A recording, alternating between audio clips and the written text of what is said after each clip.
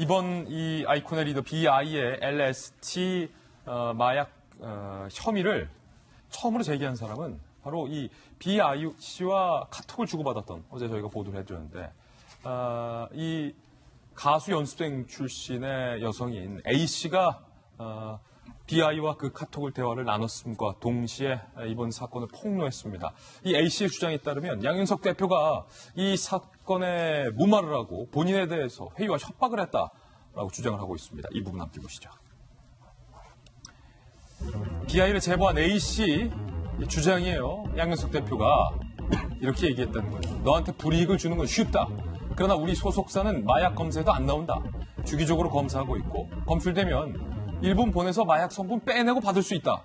라고 이 제보자 A씨에게 얘기를 했다는 거예요. 그러면서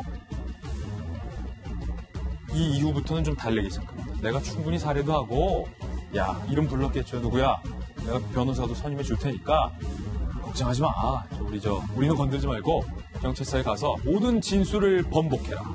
라고 양윤석 대표가 이야기를 했다라고 A씨가 주장을 했고, 어찌된 연유인지 A씨가 경찰에서 1차 진술 때는 BI에게 마약을 전달했다라는 내용을 다 진술했지만 양 대표를 만난 시점 이후에 본인이 진술을 뒤집었기도 했습니다. 그 과정에서 양윤석 대표가 이런 얘기를 했다라는 게 A씨의 주장인데, 손수호 변호사님, 네. 만약에 사실이라면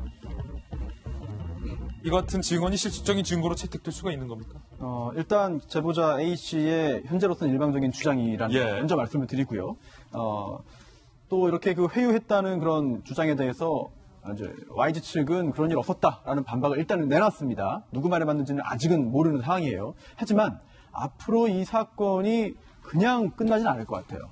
즉 여러 형태의 재판으로 이어질 테고, 또 그중에는 또 형사재판이 있을 텐데요. 여기에 A씨뿐 아니라 양윤석 대표도 증인으로 채택된다면 법정에 나와서 증언을 해야 될 상황이 생길 수 있습니다. 그렇다면 그 증언을 허위로 하면 위증죄 처벌을 받게 되거든요. 따라서 만약 그런 상황까지 간다면 이 두 명의 인물이, 이 두 인물이 어떠한 증언을 공식적으로 내놓을지도 굉장히 궁금한 상황이고요. 예. 또 하나 좀 문제가 되는 게 뭐냐면 이 A씨의 주장에 따르면, 또 관련된 언론 보도도 많이 나왔습니다만, 최초의 경찰에서 BI와의 어떤 일들을 다 진술을 했다는 거잖아요. 네. 그 진술도 먼저 한 게 아니에요. 이 A씨의 휴대전화가 다 압수돼서 그 내용들을 경찰이 다 파악을 한 후였습니다. 그 후에 그 사실을 인정하는 진술을 한 거거든요. 네. 그런데 그 후에 어찌되었든 간에 일단 번복을 한 거고, 그래서 BI에 대한 직접적인 조사도 없이 사건이 끝났다는 거잖아요. 이 부분은 굉장히 이례적입니다. 이례적이다. 즉 이런 그 마약 또는 향정수성 의약품 등의 어떤 마약류 관련해서 이렇게 체포된 사람의 어떤 휴대전화에서 내용이 나오고, 그 내용도 굉장히 구체적이거든요. 함께 했다 이런 내용도 있다는 주장도 있고요. 그리고 진술까지 나왔는데 그 후에 번복했다고 해서 없던 일로 하고 조사를 안 했다면, 만약 이건 굉장히 이례적인 거고요. 그 이유가 뭔지, 누가 그런 판단을 한 것인지, 혹시라도 그런 판단을 함에 있어서 뭔가 외부적인 요인이 있던 것은 아닌지, 관련된 모든 사람을 조사해야 됩니다. 이거 그냥 넘어갈 수 있는 일은 아니고요. 그냥 평범한 사람이 정말 억울하게 그런 대화가 장난삼아 한 게 하나 있었다 하더라도 이거 철저하게 추궁합니다. 철저하게 조사합니다. 그냥 넘어가는 일은 없다고 보는 게 맞습니다. 경찰이 왜 BI를 한 차례도 조사를 하지 않았는가에 석연치 않은 부분에 대해서 이 A씨 측은요, 국민권익위에 진정서를 접수했습니다.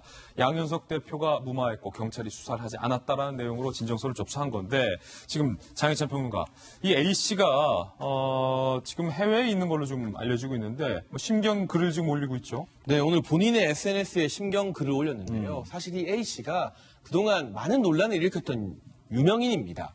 본인이 연예인이 된 적은 없지만 다른 또 매우 유명한 연예인과의 구설수에 휩싸이기도 했었고요. 이런저런 일들이 참 많았는데, 그동안 본인에게 드렸던 어떤 편견의 시선들을 제하고 이번 사건은 별개로 좀 봐달라, 제 인성과 별개로 봐주길 부탁한다는 말을 했습니다. 그 말은 이 A씨가 심경을 바꿔서 이런 사실을 폭로하는 것이 뭔가 사적인 이익을 취득하기 위함이 아니라 정말 공익 제보, 공적으로 봤을 때 이 YG라는 대형 기획사에서 너무나 많은 문제를 가지고 있다, 이런 부분을 지적하기 위함이라는 것을 스스로 입증을 하고 있고요. 이야기를 하고 있고요. 이틀 뒤에 귀국할 예정이라고도 밝혔습니다. 그렇게 된다면 경찰이나 수사당국에서 아마 이 A씨 참고인 조사 진행하게 될 것 같은데, 손수호 변호사님 말씀해 주신 것처럼 이 아이콘의 전 리더였던 BI씨가 약물 투여를 했는지 안 했는지 아직 모르잖아요.